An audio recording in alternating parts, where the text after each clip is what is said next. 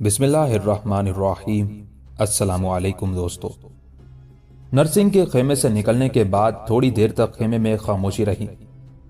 اس دوران سلون دیوی بڑے غور اور تیکھے سے انداز میں کرن دیوی کی طرف دیکھتی رہی۔ اس کے اس طرح دیکھنے کے انداز کو کرن دیوی نے بھی محسوس کر لیا تھا، لہٰذا سلونت کو مخاطب کر کے وہ کچھ کہنا ہی چاہتی تھی کہ سلون دیوی نے اسے مخاطب کرنے میں پہل کی۔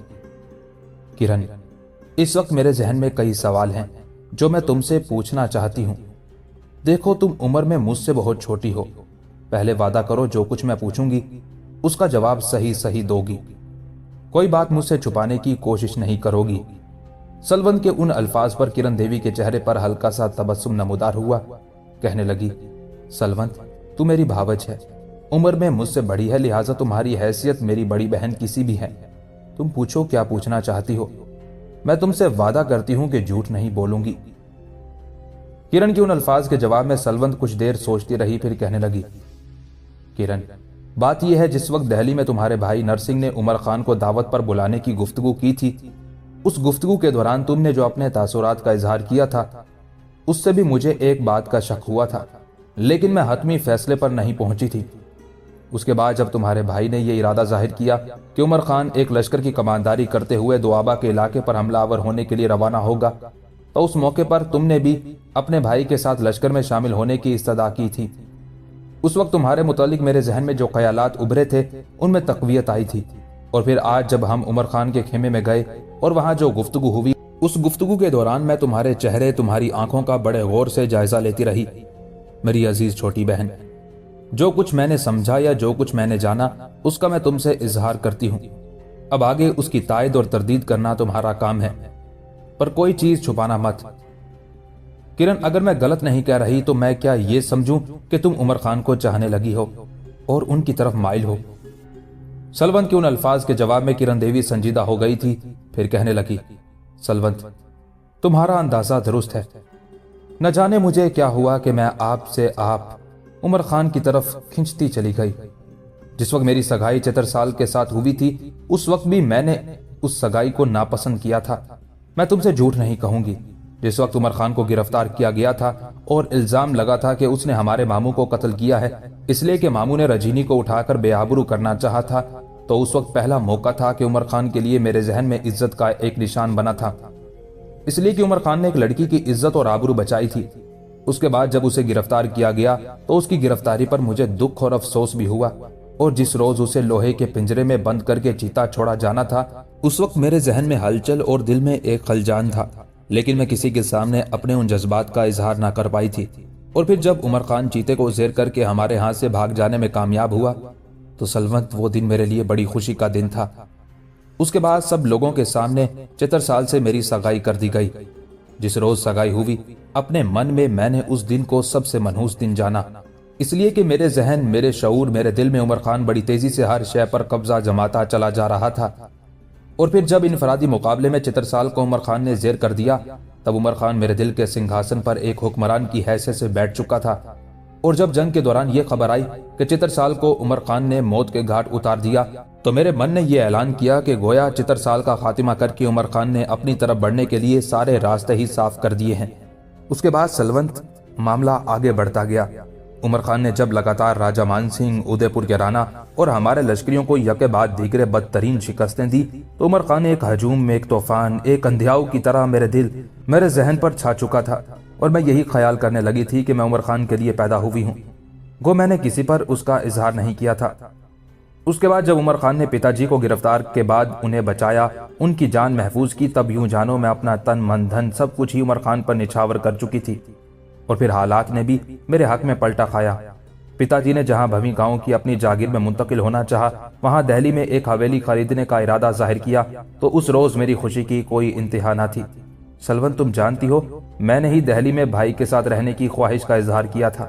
میں چاہتی تھی کہ دہلی میں رہنے سے عمر خان کے ساتھ میل جول رہے گا، اس طرح میں ان ملاقاتوں کے دوران عمر خان کو اپنی طرف مائل کرنے میں کامیاب ہو جاؤں گی۔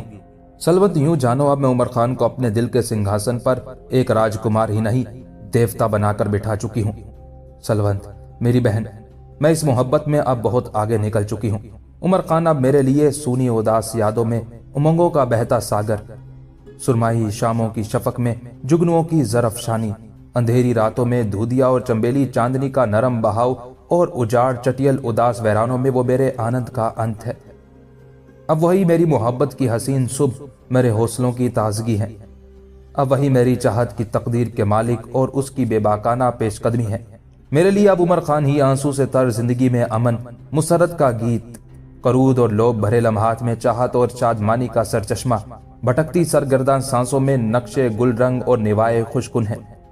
यहां तक कहने के बाद किरण रुकी, कुछ सोचा, दोबारा वो सलवंत की तरफ देखते हुए कह रही थी, सलवंत मेरी बहन, अब मैं अपनी मोहब्बत के इस सागर में इस हद तक बह चुकी हूं कि जहां उमर खान मेरे लिए ख्वाबों का सुनहरी मौसम, सांसों का संगीत, सुबह की नशीली सहर, यकीन की बेपरवाह कुव्वत और तमन्नाओं का रोशन आंगन है, वहां मैं खुद भी अब अपने आप को उनके लिए मोहब्बत का निगार खाना, सदाकत की अयां ताकत, धरती की जीनत, तकद्दुस की फुलवारी, महताब की बज़्म, रोशनी की चमक, खुशबुओं का रूप, जानो जिस्म की आसूदगी और निवाए हयात की हिद्दत ख्याल करती हूँ।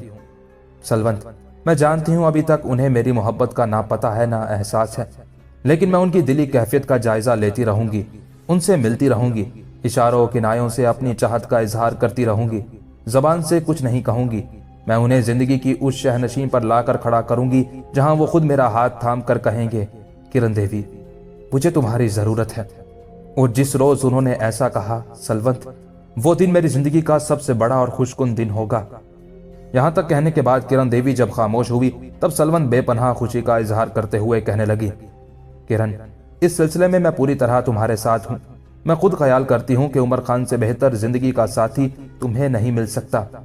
और फिर तुम ये भी जानती हो कि तुम्हारा भाई नरसिंह बजाते खुद उमर खान को बेहद पसंद करता है, और उसे जब खबर होगी कि किरण उमर खान को पसंद करती है तो याद रखना, उसकी खुशी की कोई इंतहा नहीं होगी।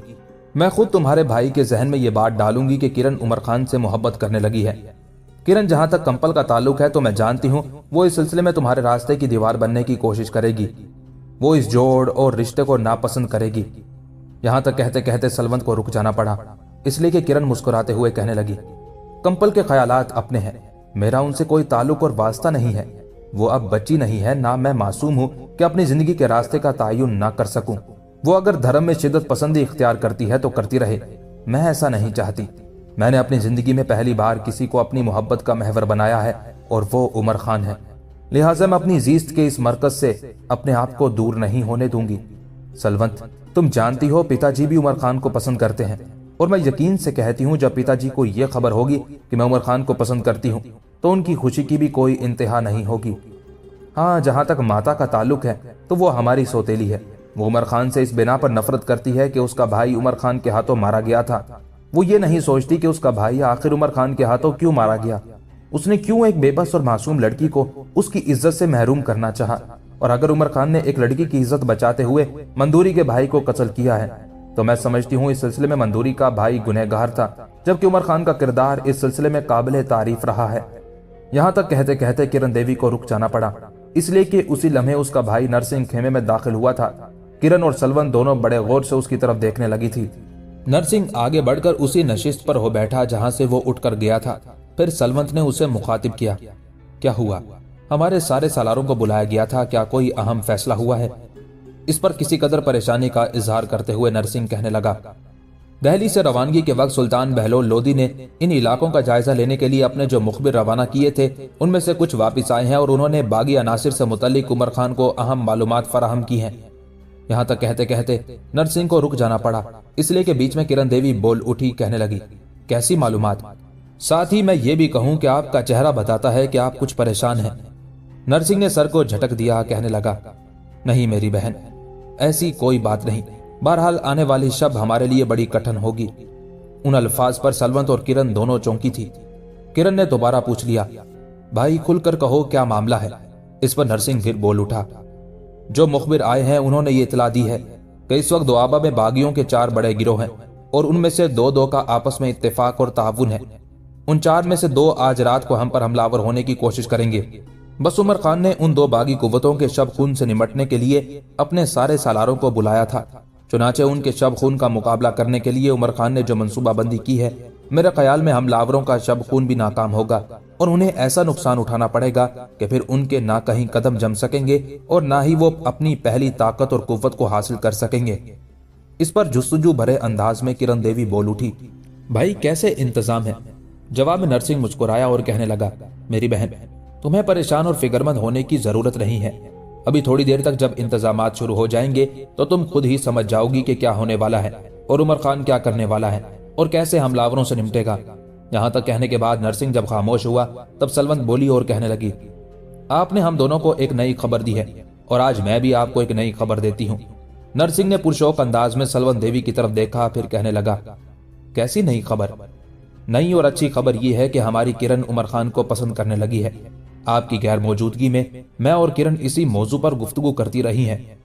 سلونت کے ان الفاظ پر جہاں کرن کی گردن جھک گئی تھی وہاں نرسنگھ کے چہرے پر گہری مسکراہٹ تھی۔ پھر نرسنگھ نے اپنا ہاتھ کرن کے سر پر رکھا، ساتھ ہی خوشیوں بھرے الفاظ میں کرن کو مخاطب کر کے کہنے لگا، کرن میری عزیز بہن، اگر تو عمر خان کو پسند کرتی ہے تو میں سمجھتا ہوں کہ تو خوش قسمت ہے۔ میری عزیز بہن، عمر خان ایسا نوجوان ہے جس پر لڑکیاں فخر کر سکتی ہیں۔ وہ بڑا مخلص، بڑا جاننثار قسم کا شخص ہے۔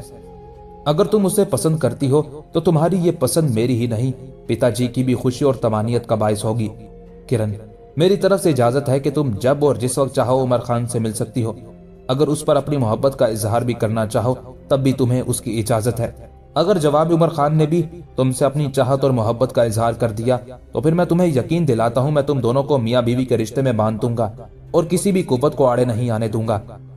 کرن، میں جانتا ہوں اس سلسلے میں ہماری سوتیلی ماتا مندوری رکاوٹ بننے کی کوشش کرے گی، لیکن اسے بھی کوئی اہمیت نہیں دی جائے گی۔ وہ صرف یہ سوچتی ہے کہ اس کے بھائی کو عمر خان نے قتل کیا ہے۔ وہ یہ نہیں سوچتی کہ اس قتل کا باعث کیا تھا، علت کیا تھی، اس کے بھائی نے کیوں ایک کسی معصوم لڑکی کو اس کی عزت سے محروم کرنا چاہا۔ اگر عمر خان نے ایک لڑکی کی عزت بچاتے ہوئے مندوری کے بھائی کو ہلاک کیا تو یہ عمر خان کی طرف سے پاپ نہیں پن ہے۔ نرسنگھ جب خاموش ہوا تب کرن نے اپنی گردن سیدھی کی، اپنے بھائی کی طرف دیکھا، پھر شرم میں ڈوبی ہوئی آواز میں کہنے لگی، بھائی آپ نے جو الفاظ ادا کیے ہیں ان کے لیے میں آپ کی شکر گزار ہوں۔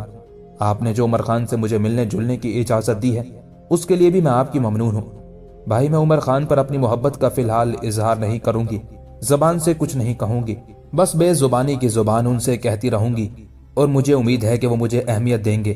جس روز ایسا ہوگا میں سمجھوں گی کہ میں اپنا مقصد حاصل کر چکی ہوں اور میں نے اپنی زندگی کے محور اور مرکز کو حاصل کر لیا ہے۔ اس کے ساتھ ہی نرسنگھ اپنی جگہ پر اٹھ کھڑا ہوا اور کہنے لگا، تم دونوں اب اٹھ کر کمپل کی طرف جاؤ۔ وہ اپنے خیمے میں اکیلی پڑی سلگ رہی ہوگی، میں عمر خان کی طرف جاتا ہوں۔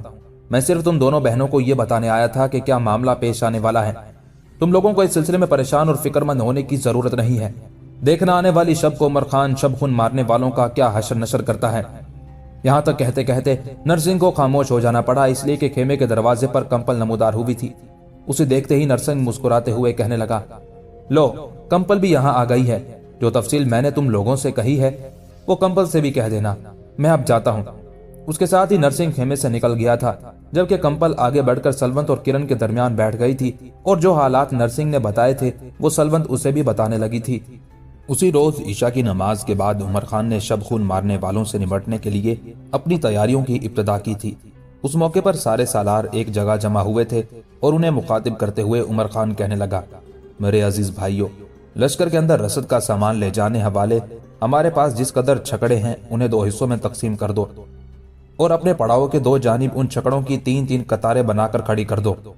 جو قطار درمیانی ہوگی اس میں لشکر کی عورتیں اور بچے رکھے جائیں گے، جبکہ باقی 2 قطاریں یعنی جو قطار باہر اور اندر ہوگی ان کے اندر تیر انداز بٹھا دیے جائیں گے اور ان کے پاس تیروں کے ڈھیر لگا دیے جائیں گے۔ یہاں تک کہنے کے بعد عمر خان رکا، پھر بہاولدین کو مخاطب کر کے کہنے لگا، بہاولدین، یہ سارا انتظام میں تمہارے ذمہ لگاتا ہوں، میں خود بھی اس کی نگرانی کروں گا۔ پڑاؤ کے دونوں جانب جو چھکڑوں کی 3 دیواریں کھڑی کی جائیں گی ان قطاروں کے درمیانی قطار میں دونوں جانب عورتیں بچے رکھے جائیں گے اور جو اندر اور باہر والی قطاریں ہوں گی ان میں 3 انداز بٹھا دیے جائیں گے۔ بیچ میں جو پڑاؤ کے خیمے ہیں وہ بالکل خالی کر دیے جائیں گے، جبکہ اپنے لشکر کے 2 ہی حصے کر دیے جائیں گے۔ ایک حصہ میرے پاس رہے گا اور علی خان میرے ساتھ کام کرے گا، دوسرا حصہ بہاولدین تمہارے زیر کمان ہوگا اور تمہاری نیابت مبارز خان کرے گا۔ چھکڑوں کی 2 قطاریں پڑاؤ کے دونوں جانب کھڑی کی جائیں گی۔ لشکر کے دونوں حصے ان چھکڑوں کی آڑ میں بالکل تیار اور مستعد رہیں گے۔ اب جو صورتحال ہمارے سامنے آئے گی کچھ اس طرح ہوگی کہ ہمارے پڑاؤ میں داخل ہونے کے دو راستے رہ جائیں گے، اس لیے کہ پڑاؤ کو دو جانب سے دو چھکڑوں کی قطاروں نے گھیر رکھا ہوگا۔ چنانچہ داخل ہونے والوں کے لیے دو سمتیں رہ جائیں گی اور ان سمتوں سے شب خون مارنے والے ہمارے پڑاؤ میں داخل ہوں گے۔ پڑاؤ میں داخل ہونے کے بعد انہیں کچھ حاصل نہیں ہوگا، اس لیے کہ خیمے تو اسی طرح نصب ہوں گے، لیکن خیمے کے اندر کوئی نفس نہیں رہے گا۔ چنانچہ جب شب خون مارنے والے جس سمت سے بھی ہمارے پڑاؤ میں داخل ہوں گے، پہلے چھکڑوں کے اندر گھات میں بیٹھے ہوئے ہمارے تیر انداز ان پر تیر اندازی کریں گے۔ اس تیر اندازی کے دو فائدے ہوں گے۔ پہلا یہ کہ دشمن کے ان گنت لشکری ان تیروں سے چھت جائیں گے اور ہم سے ٹکرانے کے قابل نہیں رہیں گے۔ دوسرا یہ کہ تیر اندازی سے ان گنت گھوڑے بھی زخمی ہوں گے۔ چنانچہ تیر اندازی سے جو سوار زخمی ہوں گے ان کے گھوڑے بھی خالی ہو جائیں گے، اور جو گھوڑے خود زخمی ہوں گے وہ اپنے سواروں کو نیچے دے ماریں گے۔ اس طرح وہ گھوڑے بھی دشمن کے اندر افراتفری کا باعث بنیں گے۔ جس وقت یہ صورتحال پیدا ہو جائے گی تب ایک طرف سے میں اپنے حصے کے لشکر کے ساتھ دشمن پر حملہ آور ہوں گا اور دوسری سمت سے بہاولدین تم دشمن پر ضرب لگانا۔ اس طرح جب دشمن پر دو سمت سے دوہری ضربیں لگنا شروع ہوں گی تو یاد رکھنا دعابہ کہ یہ باغی زیادہ دیر تک ہمارے سامنے ٹھہر نہیں سکیں گے، اور اپنے ان گنت لشکریوں کو کٹوانے اور شکست کو گلے لگانے کے بعد ذلت اور رسوائی اٹھاتے بھاگ کھڑے ہوں گے۔ عمر خان کی اس تجویز سے سارے سالاروں نے اتفاق کیا تھا۔ اس کے بعد لشکر کا خاصا بڑا حصہ حرکت میں آیا۔ لشکر کے اندر جس قدر بار برداری کے بڑے بڑے چھکڑے تھے انہیں پڑاؤ کے دو جانب تین قطاروں میں کھڑا کر دیا گیا تھا۔ دونوں طرف جو درمیان والے چھکڑوں کی قطار تھی وہ لشکر میں شامل عورتوں اور بچوں کے لیے مختص کر دی گئی تھی۔ چنانچہ جب یہ سارے انتظامات ہو چکے اور عمر خان نے بہاولدین، مبارز خان اور علی خان تینوں کے ساتھ ان سارے انتظامات کا جائزہ لے لیا، تب عورتوں اور بچوں کو ان چھکڑوں کے اندر منتقل کیا جانے لگا۔ جس وقت سلوند، کرن اور کمپل تینوں نرسنگ کے ساتھ ان چھکڑوں کی طرف جا رہی تھی، اس وقت ایک جھنجھلاہٹ اور بیزاری میں کمپل کرن اور سلوند کی طرف دیکھتے ہوئے کہنے لگی، اس سے تو بہتر تھا کہ ہم لشکر میں شامل ہی نہ ہوتی۔ یہ ساری خواہش کرن ہی کی تھی، میں تو لشکر میں شامل ہونے کے لیے تیار ہی نہیں تھی، آرام سے گھر بیٹھتی۔ اب دیکھیں رات ان چھکڑوں کے اندر گزارنا ہوگی، اور جب باغی حملہ آور ہوں گے تو یہ بھی ممکن ہے کہ ان کے حملے یا ان کی تیر اندازی سے لشکریوں کے ساتھ ساتھ عورتیں اور بچے بھی ضائع ہونا شروع ہو جائیں۔ یہاں تک کہتے کہتے کمپل کو رک جانا پڑا، اس لیے کہ کرختگی اور ناراضگی کا اظہار کرتے ہوئے کرن کہنے لگی، کمپل تیرے منہ میں خاک، ایسی جدوجہد، ایسی جفاکشی میں ہی تو زندگی کا لطف ہے۔ گھر پڑے پڑے زندگی گزارنا بالکل کنویں کے مینڈک کی مانند ہے، یکسانیت آ جاتی ہے۔ لشکر میں شامل ہو کر دن گزارنا ایک مہم جوئی کی صورت اختیار کر جاتا ہے۔ میں نہیں سمجھتی کہ تم کیوں بیزاری اور خفگی کا اظہار کر رہی ہو، بلکہ زندگی کا اصل اور صحیح پہلو تو یہی ہے۔ میں تو بے حد خوش اور مطمئن ہوں۔ کمپل غصے میں کرن کی طرف دیکھتی رہ گئی تھی، اس کی باتوں کا کوئی جواب نہ دیا، یہاں تک کہ نرسنگ انہیں لے کر ایک چھکڑے میں داخل ہوا۔ چھکڑا بالکل محفوظ تھا، دونوں طرف سے لکڑی کے تختوں سے اسے خوب بند کر دیا گیا تھا، لہٰذا چھکڑے میں بیٹھنے والوں کے لیے باہر سے آنے والے تیروں کا کوئی خطرہ نہیں تھا۔ ان چھکڑوں میں سے ایک میں نرسنگ نے کرن، سلونت اور کمپل کو بٹھایا، کچھ دیر ان کے پاس بیٹھ کر ہی باتیں کرتا رہا۔ اس کے بعد وہ اس سمت چلا گیا جہاں اس نے اپنے فرائض کی ادائیگی کرنا تھی۔ عشاء کے کچھ ہی دیر بعد عمر خان نے اپنے ساتھیوں کے ساتھ مل کر سارے انتظامات مکمل کر دیے تھے۔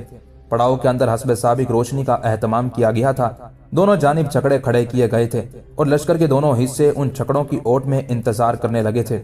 ایک حصے کی کمانداری عمر خان کے پاس تھی اور دوسرے کی کمانداری بہاولدین کر رہا تھا۔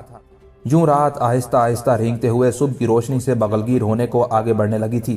پڑاؤ کے اندر ہر فرد انتظار کی حالت میں تھا کہ دیکھیں باغی کب حملہ آور ہوتے ہیں اور ان کے ساتھ ٹکراؤ کا کیا انجام نکلتا ہے۔ یوں رات عمر کی بے جہت مسافتوں میں تسکین اور آسودگی کے در کھولتی، پلکوں پر خاموش خواب سجاتی بھاگتی چلی جا رہی تھی۔ چاروں طرف خاموشیوں اور ہو کا عالم تھا۔ کبھی کبھی ہوا کا کوئی جھونکا آتا تو جھومتی ڈالیوں کے پتے خوشی میں ایک دوسرے سے ٹکرا کر تالی بجاتے ہوئے فضا کے اندر ہلکا سا ارتعاش ضرور پیدا کرتے تھے۔ ایسا لگتا تھا کہ پڑاؤ کے اندر مقیم لشکر گہری نیند سویا ہوا ہو۔ آدھی رات کے تھوڑی دیر بعد شب خون مارنے والے باغی پڑاؤ کے قریب نمودار ہوئے۔ انہوں نے دیکھا پڑاؤ میں مکمل طور پر خاموشی طاری تھی۔ چنانچہ دونوں طرف کے چھکڑوں کے بیچ میں سے ہوتے ہوئے پڑاؤ میں داخل ہوئے۔ وہ پڑاؤ میں تھوڑا سا ہی آگے گئے ہوں گے کہ ٹھٹکے، اس لیے کہ ان میں سے کچھ لشکریوں نے جب خیموں کا جائزہ لیا تو خیموں کے اندر کچھ نہیں تھا، خیمے خالی تھے۔ اس موقع پر وہ کوئی فیصلہ یا رد عمل کا اظہار کرنا ہی چاہتے تھے کہ دونوں طرف سے ان پر موسلا دار بارش کی طرح تیر اندازی ہوئی۔ تب ان کے اندر ایک کوہرام اٹھ کھڑا ہوا، ان گنت لشکری چھد کر اپنے گھوڑوں سے گر گئے۔ گھوڑے بھی بہت سے زخمی ہوئے تھے، لہٰذا انہوں نے بھی ادھر ادھر بھاگتے ہوئے ایک کوہرام اور شور کھڑا کر دیا تھا۔ افراتفری کے اس عالم میں سب سے پہلے عمر خان اپنے ساتھی علی خان کے ساتھ سمندر کی پہنائیوں سے اٹھ کر بادبانوں کو چیر پھاڑ دینے والے کھولتے بحری بگولوں اور تیزابی تابکاری رکھنے والے طوفانوں کی طرح حرکت میں آیا۔ اس کے بعد وہ شب خون مارنے والے باغیوں پر قضاء و موت کے پھندے بناتے آتش احساس کی بے کرہ امنگوں، ریت کی مانی شرازہ بخیر دینے والے فطرت کے خوفناک عناصر، آنکھوں کا ہر اشک، دعاؤں کا ہر حرف مٹا دینے والی جوش مارتی آندھیوں اور بے کفن اور بے غور، بے نام اور بے نسب کر دینے والی دکھ کی فروزاں طلب کی طرح حملہ آور ہو گیا تھا۔ عمر خان کے یوں حملہ آور ہونے کے تھوڑی ہی دیر بعد بہاولدین بھی اپنے حصے کے لشکر کے ساتھ دل کے خوابزاروں میں جوان جذبوں کی طرح حملہ آور ہو گیا تھا۔ یوں رات کی تاریکی میں موت پڑاؤ کے اندر بے سکون سوالوں کے طواف، تڑپتی چیختی آوازوں، زندگی کی زنجیریں توڑتی زخم خوردہ تقدیر، امن کی دھجیاں اڑاتے تباہی کی مہریں نصب کرتے ہیبت خیز شراروں کی طرح رقص کرنے لگی تھی۔ جس وقت شب خون مارنے والے پڑاؤ میں داخل ہوئے تھے وہ مطمئن تھے کہ پڑاؤ کے اندر ایک سناٹا تھا، لیکن اب ان کی حالت وقت کی بے ثباتی کے قصوں، غموں کی شاخوں کے مرجائے پھولوں، اداسی کے غمناک نوحوں، گمسم خاموش کرب اور زمین کے سپاٹ سینے پر رفتگان کے کرب کے نقوش سے بھی زیادہ بری ہونا شروع ہو گئی تھی۔ کچھ دیر تک ایک طرف سے عمر خان اور علی خان اور دوسری طرف سے بہاولدین اور مبارز خان حملہ آوروں کا قتل عام کرتے رہے۔ دو طرفہ حملوں کی وجہ سے شب خون مارنے والوں کی سمجھ میں کچھ نہیں آ رہا تھا کہ ان پر کیا بیت رہی ہے یا ان پر اچانک کیا بیتنے لگی ہے۔ جب انہوں نے اندازہ لگا لیا کہ ان کے لشکر کی تعداد تو کم ہوتی جا رہی ہے اور حملہ آور ان کے قتل عام میں تیزی پیدا کرتے چلے جا رہے ہیں، تب باقی بچنے والے بھاگ کھڑے ہوئے۔ عمر خان نے اپنے سالاروں کے ساتھ ان کا تعاقب شروع کر دیا تھا۔ اپنے پڑاؤ کی طرف سے وہ مطمئن تھا، اس لیے کہ چھکڑوں کے اندر جو اس نے اپنے تیر انداز بٹھائے ہوئے تھے وہ پڑاؤ میں موجود تھے اور وہ پڑاؤ کی حفاظت کر سکتے تھے، لہٰذا اس نے بڑی شدت اور بڑی کرب خیزی کے ساتھ شب خون مارنے والوں کا تعاقب جاری رکھا۔ یہ تعاقب صبح کے قریب تک جاری رہا، اور جب عمر خان نے دیکھا کہ شب خون مارنے والے بس چند ہی باقی رہ گئے ہیں جو بے خطر ہو گئے ہیں اور آنے والے دور میں ان کے لیے کسی مہم جوئی کا باعث نہیں بن سکتے، تب اپنے لشکر کو لے کر وہ پلٹا تھا۔ عمر خان جب اپنے لشکر کو لے کر پڑاؤ میں داخل ہوا تو پڑاؤ کے اندر موجود لشکریوں اور دوسرے افراد نے شاندار انداز میں اس کا استقبال کیا۔ پڑاؤ میں آنے کے بعد عمر خان نے اپنے سالاروں کے ساتھ مل کر اپنے زخمی ہونے والے لشکریوں کی دیکھ بھال کا کام شروع کر دیا تھا۔ لشکر کے اندر جو عورتیں تھیں وہ بھی مرہم پٹی کے اس کام میں حصہ لینے لگی تھی۔ اس موقع پر نرسنگھ نے دیکھا اس کام میں کمپل، کرن اور سلونت بھی بڑھ چڑھ کر حصہ لینے لگی تھی۔ نرسنگھ کو نہ جانے کیا سوجی کہ آواز دے کر کمپل کو بلایا۔ کمپل جب بھاگتی ہوئی اس کے پاس آئی تب نرسنگھ اسے ایک طرف لے گیا، پھر بڑی شفقت میں اسے مخاطب کر کے کہنے لگا، کمپل تو میری چھوٹی بہن ہے اور مجھے بڑی عزیز ہے۔ دیکھ میں جانتا ہوں تو اب تک کچھ معاملات میں میری، سلونت اور کرن کی مخالفت کرتی آ رہی ہے میری بہن۔ یہاں تک کہتے کہتے نرسنگھ کو رک جانا پڑا، اس لیے کہ کمپل مسکراتے ہوئے کہنے لگی، بھائی میں کوئی مخالفت نہیں کر رہی۔ اس پر نرسنگھ مسکراتے ہوئے کہنے لگا، میری بہن مخالفت تو تم نے کی ہے۔ جس وقت عمر خان کے خیمے میں اچھوتوں سے تعلق رکھنے والی رجینی کھانے پینے کا سامان لے کر آئی تھی تو وہ میں نے، سلمت اور کرن نے عمر خان کے ساتھ بیٹھ کر کھایا تھا، لیکن تم اٹھ کر چلی گئی تھی۔ اس وقت مجھے کتنا افسوس اور دکھ ہوا تھا میں الفاظ میں بیان نہیں کر سکتا۔ میری عزیز بہن، اگر میری یہ حالت تھی تو یہ سوچو تمہارے اس رویے سے عمر خان پر کیا بیتی ہوگی۔ یہاں تک کہنے کے بعد نرسنگھ رکا، پھر کہنے لگا، کمپل اس موقع پر میں نے تمہیں صرف اس کام کے لیے نہیں بلایا، میں تم پر ایک انکشاف کرنا چاہتا ہوں اور مجھے امید ہے کہ تم مخالفت پر نہیں اترو گی۔ دیکھ میری عزیز بہن، کرن تمہاری بھی بہن ہے، خوبصورتی اور حسن میں لاجواب ہے، وہ عمر خان کو پسند کرنے لگی ہے۔ میں تم سے کوئی چیز چھپاؤں گا نہیں، ہر چیز صاف اور واضح طور پر بتاؤں گا۔ ابھی یہ چاہت اور محبت یک طرفہ ہے، اس لیے کہ کرن عمر خان کی طرف مائل ہوئی ہے۔ اس سلسلے میں عمر خان کے کیا جذبات ہیں، اس کے دل میں کرن کے لیے کیا ہے، کچھ پتہ نہیں۔ میں تم سے یہ کہوں کہ کرن کو میں نے اجازت دے دی ہے کہ وہ جب اور جس وقت چاہے عمر خان سے مل سکتی ہے۔ اگر عمر خان اسے پسند کرے اور اپنی زندگی کا ساتھی بنانا چاہے تو اس سلسلے میں میری بہن میں اپنی خوش قسمتی جانوں گا اور کرن دیوی کو عمر سے بیاہ دینے کا سامان کروں گا۔ اب بول، کیا تجھے اس سلسلے میں کوئی اعتراض ہے؟ اس وقت میں نے تجھے اس لیے بلایا ہے کہ حملہ آور باغیوں کو عمر خان نے بدترین شکست دی ہے اور کرن ضرور اس سلسلے میں عمر خان سے ملے گی۔ اس وقت نہ صحیح علیحدگی میں جا کر اس کے خیمے میں اسے مبارکباد دے سکتی ہے۔ تمہیں بلانے کا مقصد یہ ہے کہ تمہیں اگر اس کا پتہ چلے تو میری بہن اس سلسلے میں میری بہن کرن سے جھگڑا مت کرنا۔ یوں جانو کرن کی اس محبت کا میں ہی رازدار نہیں بلکہ ہمارے پتا جی بھی اس بات کو پسند کریں گے کہ کرن دیوی عمر خان کی بیوی بنے۔ یہاں تک کہنے کے بعد نرسنگھ رکا، کچھ سوچا، پھر کہنے لگا، ہمارے گھر میں پہلے ہی ہماری سوتیلی ماں عمر خان کی دشمن ہے۔ کمپل سوچ، کیا اس سلسلے میں عمر خان غلطی پر ہے یا ہماری سوتیلی ماں اور اس کے بھائی نے رجینی کو عزت سے محروم کرنا چاہا، لہٰذا عمر خان نے اسے زندگی سے محروم کر دیا۔ اس میں عمر خان حق بجانب ہے۔ पहले ये सोचो कि अगर कोई शख्स तुम्हारी या तुम्हारी बहन किरण देवी की इज्जत आबरू के दर पे हो जाए और कोई नेक सीरत नौजवान तुम दोनों बहनों की इज्जत और आबरू बचाए तो क्या ऐसा करके वो गुनाह का मुर्तकिब होगा? नरसिंह मजीद कुछ कहना चाहता था कि कंपल ने तड़प कर अपना हाथ अपने भाई के मुंह पर रख दिया और कहने लगी, भाई इससे आगे कुछ ना कहिएगा। मैं ना अपनी बहन किरण के खिलाफ हूं और ना ही उमर खान के खिलाफ मेरे दिल में कोई नफरत का जज्बा है। भाई मैं इस बात को तस्लीम करती हूं कि उमर खान जैसे जवान ढूंढे से भी नहीं मिलते।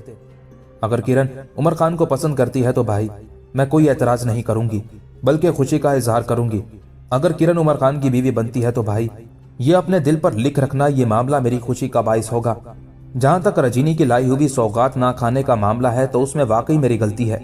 भाई आपकी जो दिल शिकनी हुई उस पे मैं आपसे माफी मांगती हूँ। जहां तक उमर खान का ताल्लुक है तो आप बेफिक्र रहें, मैं उनके पास भी जाऊंगी और अपने रवैये की माफी मांगूंगी, क्योंकि मेरी बहन उमर खान को पसंद करती है, लिहाजा उमर खान अब मेरा भाई है। यहाँ तक कहने के बाद कंपल रुकी, कुछ सोचा, दोबारा वो अपने भाई नरसिंह को मुखातिब करके कह रही थी, भाई किरण से मुझे कितनी मोहब्बत है ये मैं अल्फाज में बयान नहीं कर सकती। उसके बगैर मैं तो जी भी नहीं सकती, फिर मैं क्यों उसके खिलाफ होंगी। भाई आप मुतमिन रहिएगा, मैं इस गलती को तो तस्लीम करती हूँ कि रजीनी की लाई हुई चीजें आपके साथ बैठकर मुझे खानी चाहिए थी। बस वो एक वक्ती जज्बा था जो मेरे जहन में उभरा और मैं भटक गई। आइंदा ऐसी कोई गलती नहीं करूंगी। इस सिलसिले में मैं आपसे भी माफी मांगती हूँ, सलवंत और किरण से भी माफी मांग लूंगी, और सबसे बढ़कर मैं उमर भाई के पास जाऊंगी और अपने रवैये की माफी मांगूंगी। मुझे उम्मीद है वो मेरी तरफ से अपना दिल साफ कर लेंगे। जहां तक मेरे भाई किरण के उमर खान को पसंद करने का ताल्लुक है तो कसम भगवान की मैं बेहद खुश हूं। उमर खान के साथ हमारी बहन किरण खूब सजेगी और खूब रहेगी, और मुझे उम्मीद है कि जहां किरण उमर खान को आसूदा रखेगी वहां उमर खान भी उसे जिंदगी भर खुश रखेगा। बस भाई आप मुतमिन हो जाए। मैं जानती हूँ हमारे घर में हमारी माता मंदूरी उमर खान की बड़ी मुखालिफ है, लेकिन हम उसे मौका या इजाजत नहीं देंगे कि वो मेरी बहन किरण देवी के महवर और मंजिल उमर खान को कोई नुकसान पहुंचाए। कंपल जब रुकी तब नरसिंह कहने लगा, मेरी बहन मैंने तुम्हें इसलिए बुलाया है कि किरण तुम्हारी तरफ से भी खदशात जाहिर कर रही थी। देखो अपनी मोहब्बत का इजहार किरण ने पहले सलवंत पर किया, यह इजहार उसने सलवंत के पूछने पर किया था। सलवंत ने मुझ पर इंकशाफ किया, लिहाजा मैंने किरण को हौसला दिया कि उसे फिक्रमंद होने की जरूरत नहीं है। अगर वो उमर खान को पसंद करती है तो उसे उसका जीवन साथी बनाने के लिए सब रजामंदी का इजहार करेंगे। हाँ, अभी थोड़ी देर पहले जब मुझे किरण मिली तो उसने खदशात का इजहार किया था कि उमर खान की कामयाबी पर अगर मैं उनके खेमे में गई तो कंपल जरूर एतराज करेगी। इस पर मैंने किरण को समझाया कि तुम्हें फिक्रमंद होने की जरूरत नहीं है। कंपल को मैं समझा दूंगा, अभी तो वो दूसरी औरतों के साथ काम में मसरूफ है। मेरे ख्याल में मुनासिब मौका जानकर वो उमर खान को इस कामयाबी पर जरूर मुबारकबाद देगी, इसलिए कि मैं उसे उमर खान से मिलने की इजाजत दे चुका हूं। नरसिंह को फिर खामोश हो जाना पड़ा, इसलिए कि कंपल बोली और कहने लगी, भाई आप बिल्कुल मुतमईन हो जाएं। यूं जाने किरण और उमर खान से मुतालिक जो जज्बात और एहसासात आपके हैं वही आपकी बहन कंपल के भी हैं। अब आप मुझे इजाजत दे, मैं सलवंत और किरण के साथ दूसरी औरतों के अंदर जाकर काम करूं। उसके बाद मैं खुद उमर खान के पास जाऊंगी और अपने रवैये पर माजरत कर लूंगी। यहां तक कहते कहते कंपल को रुक जाना पड़ा, इसलिए कि एक तरफ से किरण और सलवंत दोनों आती दिखाई दी थी, लिहाजा कंपल और नरसिंह वहीं खड़े होकर उनकी तरफ देखने लगे थे। दोनों जब करीब आई तब थोड़ी देर पहले जो कंपल के साथ गुफ्तगू हुई थी वो नरसिंह ने किरण और सलवंत से कह दी थी। इस पर किरण आगे बढ़ी, बड़े प्यारे अंदाज में उसने कंपल को अपने साथ लिपटा कर उसकी पेशानी चूमी, उसका शुक्रिया अदा किया। बाद में सलवंत ने भी उसका शुक्रिया अदा किया। उस मौके पर कंपल कहने लगी, मैं तुम दोनों की तरफ आने लगी थी, बाद में मैंने उमर भाई के खेमे की तरफ जाना था। कंपल को रुक जाना पड़ा, इसलिए कि किरण बोल उठी, उमर खान तो अपने खेमे की तरफ गए हैं। किरण के उन अल्फाज पर कंपल ने खुशी का इजहार किया, फिर कहने लगी, अगर ये बात है तो आओ उमर भाई के खेमे की तरफ जाते हैं, सब मिलकर उन्हें इस कामयाबी पर मुबारकबाद भी देते हैं, साथ ही मैं माजरत भी कर लूंगी। नरसिंह, किरण और सलवंत तीनों ने उससे इत्तेफाक किया था, फिर चारों एक तरफ हो लिए।